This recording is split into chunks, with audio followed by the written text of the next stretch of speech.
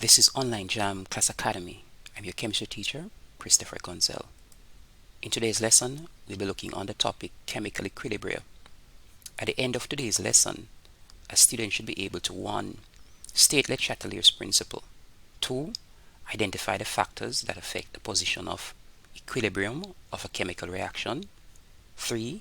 Determine the effects of these factors on equilibrium constant. And 4. Predict the effects of each factor on the position of equilibrium. Now, what are equilibrium reactions? In some reactions, after reactants are converted to products, the products can be broken down to reform the reactants. For example, let's take this reaction between hydrogen and iodine. When hydrogen and iodine react to form hydrogen iodide, the hydrogen iodide can actually be broken down to reform the hydrogen and the iodine from which it is made.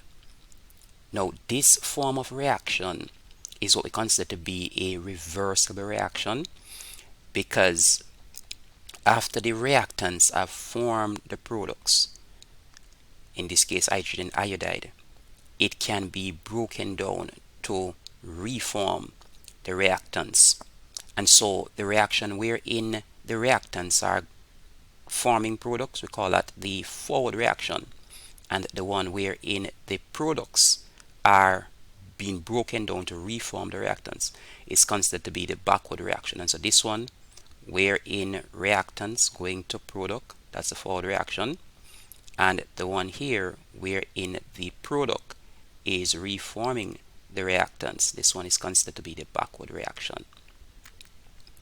Reactions like these that are reversible, wherein the forward reaction is occurring at the same time as the backward reaction, are considered to be equilibrium reactions.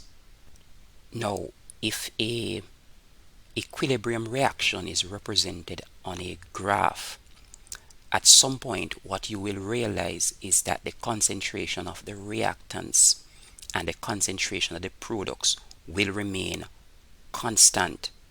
At this point, wherein the concentration of the reactants and the concentration of the products are constant, the system is said to be in a state of equilibrium. And it's said to be in a state of equilibrium or balance because the rate of the forward reaction is actually equal to the rate of the backward reaction. So none is occurring faster than the other, but they're all occurring at the same speed. And so therefore what you'll find at equilibrium is that the concentration of your reactants and your products are constant, and the concentration of the reactants and products remain constant because the forward reaction, which is making the products, and the backward reaction, which is making the reactants, they are taking place at the same rate. None is occurring faster than the other, but as I would have indicated, they're occurring at the same speed. Now, it means therefore that at equilibrium, there's constant formation of reactants and there's constant formation of products, and as such oftentimes you'll hear equilibrium being referred to as dynamic, and all that is speaking to is the fact that the formation of reactants and products are occurring simultaneously and are occurring continually. Now, what is the position of equilibrium? All that the position of equilibrium speaks to is the relative amounts of reactants and products in an equilibrium reaction. So for example, if we have an equilibrium reaction wherein the forward reaction, that is the reaction converting reactants to products, if that reaction is taking place faster than the backward reaction, we say that equilibrium has shifted to the right, and we say it has shifted to the right because it is resulting in the formation of more products, whilst at the same time decreasing the concentration of the reactants as the reactants are being converted to products. On the other hand, if the backward reaction, that is the reaction converting products to reactants, is taking place faster than the forward reaction, we say that equilibrium has shifted to the left. And we say it has shifted to the left because what you have happening here is that the concentration of reactants will be increasing because they are being formed, whilst at the same time the concentration of products will be decreasing. And so any reaction, any equilibrium reaction in which the forward reaction is taking place faster than the backward reaction, we say that equilibrium has shifted to the right once it is resulting in an increase in product. Whilst if the backward reaction is occurring faster, we say that equilibrium has shifted to the left because it is increasing the concentration of the reactants. Now, what are some of the factors that can affect equilibrium? Well, there are several factors which can affect a system at equilibrium. So if there are changes in concentration, that can affect equilibrium. If there are changes in pressure, that can also affect equilibrium. And if there are changes in temperature, that can also affect equilibrium. Catalyst, on the other hand, does not affect equilibrium. It does speed up the rate at which equilibrium is achieved, right? But it doesn't affect the position or so on of equilibrium, and so that's important to note. So there are three main factors that can affect equilibrium, and there are changes in concentration, changes in pressure, and changes in temperature. Now, the Chattel's principle state that if there are changes in any of those three factors, changes in temperature, changes in pressure, changes in concentration, if there are changes in any of those factors for a system that is at equilibrium, the system will react in a way to oppose the change. So therefore, if you increase any of those factors in a system that is at equilibrium, the system will respond in a way to decrease the factor. And if you decrease the factor in a system at equilibrium, the system will react in a way to increase the factor. So the system will always be responding in a way to oppose the change that has been made in any of the factors, whether it be concentration, whether it be pressure, or whether it be temperature. Now, let us look at how the Chattel's principle relates to the three factors. Let's start with concentration. Now, according to the Chattel's principle, if there's any change in concentration, the system will respond in a way to oppose that change. And so if we take the reaction between methanoic acid and methanol to form methyl methanoate and water, if you increase the concentration of methanol, the system will respond in a way to decrease the methanol concentration. And so what will happen? The system will react the excess methanol that has been added with methanoic acid in order to form methyl methanoate and water. So what you have happening is there will be an increase in the forward reaction, because the forward reaction is the reaction that involves using up methanol and therefore decreasing methanol. And so the forward reaction will be increased in a bid to decrease the addition of methanol that you would have added. And so you'll have more methyl methanoate and water being formed. Now, because the forward reaction is taking place at a faster rate, we say that equilibrium would then have been shifted to the right, and to the right because you have greater formation of product from the forward reaction.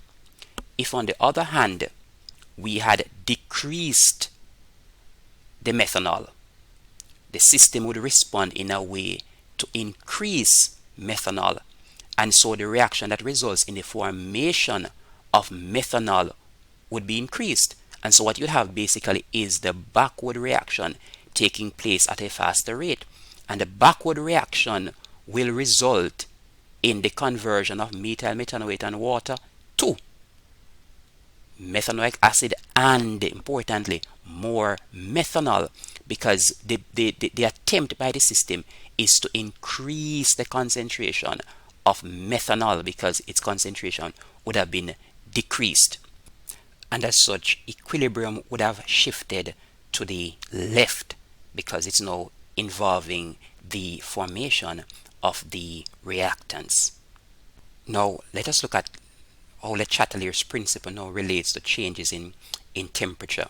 So again, according to Le Chatelier, if there is a change in temperature, the system will react in a way to oppose that change in temperature.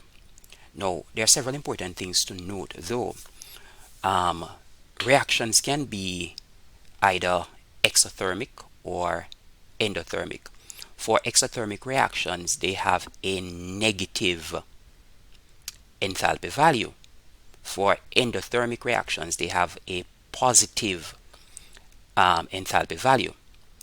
That's most important in noting. The other significant thing to note is that in any reaction that you are given and the enthalpy value is stated, it must always be remembered that the enthalpy value corresponds to the forward reaction. And so this reaction that I have here, where nitrogen is reacting with hydrogen to form ammonia, and you see an enthalpy value of minus 92 being given, this 92 minus 92 kilojoules per mole, it corresponds to the forward reaction. The backward reaction, which is the reaction that involves ammonia going to form back nitrogen and hydrogen, would have that opposite value.